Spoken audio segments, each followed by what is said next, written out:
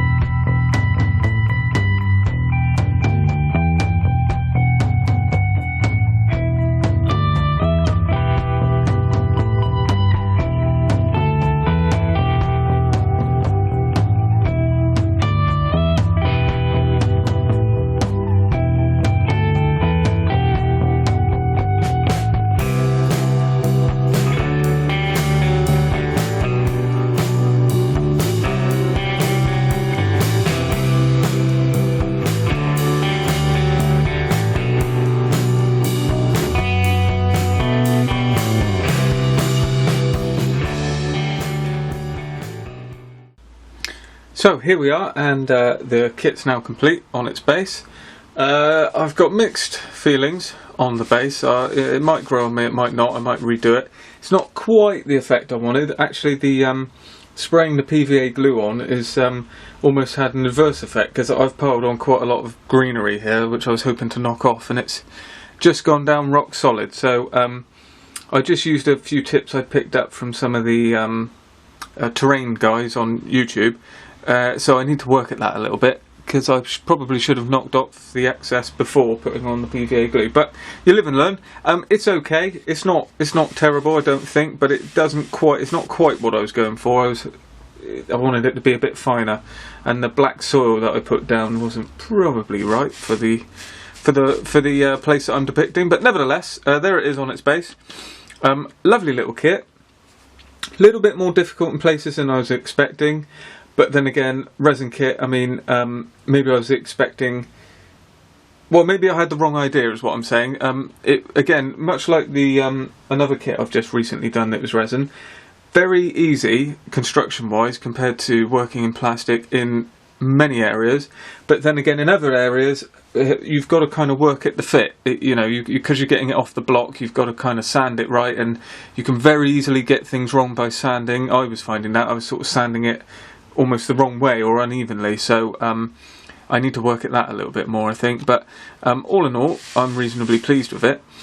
The wing root issue that I had was fine. I just had to work out, obviously, getting the angle correct before actually, as opposed to trying to sand it here and get that flush. I just kind of glued it all together and then sanded it back. Apologies that the video is a little bit chopped about. It was quite hard to film a lot of the fettling that I was doing and the filing, so I just chose not to, and chose to get on with it and maybe just explain it to you at the end, and there's a part in the video where I talk about it as well. But yes, very nice kit. Now there are two different options other than this one. We've got, which I've mentioned before in the review, we've got one in the trainer colours, much like the Tiger Moth, so you've got yellow underneath and camouflage on the top, and that's a British Miles Hawk. Slightly different things. Some of them have a spine on the back of the fuselage, and a few other different things, like the exhaust is slightly different, but all in all it's the same aircraft. And there's a racer version as well, I believe, which is all metal. So if you're interested in that, but Spanish Civil War isn't not your thing, then have a look at SBS's website, because there are a couple other options on there that may be of interest. And there's not much more to say on it, really. I've got some pictures coming. I've tried to sort of do a clean build with this, and trying to be as clean and as tight on some of the camouflage and paint work and all of that. Again, I could work on the decals a bit better. I've got some where they've gone into the panel lines and other where they haven't, and there's a little bit I'd either like a clean line right through the A's here, for instance, or not, whereas I've got, it's almost through there and not there. So I might work at that later on off camera. Even though we've had the matte coat, I may still try and cut them through and get them down with some setting solution. I added on the windscreens. I've done that off of camera. That was very simple. You get they're pre-cut and pre-scored, so really easy to get them bent on there and attached with PVA glue, and then I wipe the PVA glue off. I have had a reaction to something here. I don't know whether you're going to pick this up on camera. I've seen it in the pictures. You may be able to see there's a little bit of kind of residue around here.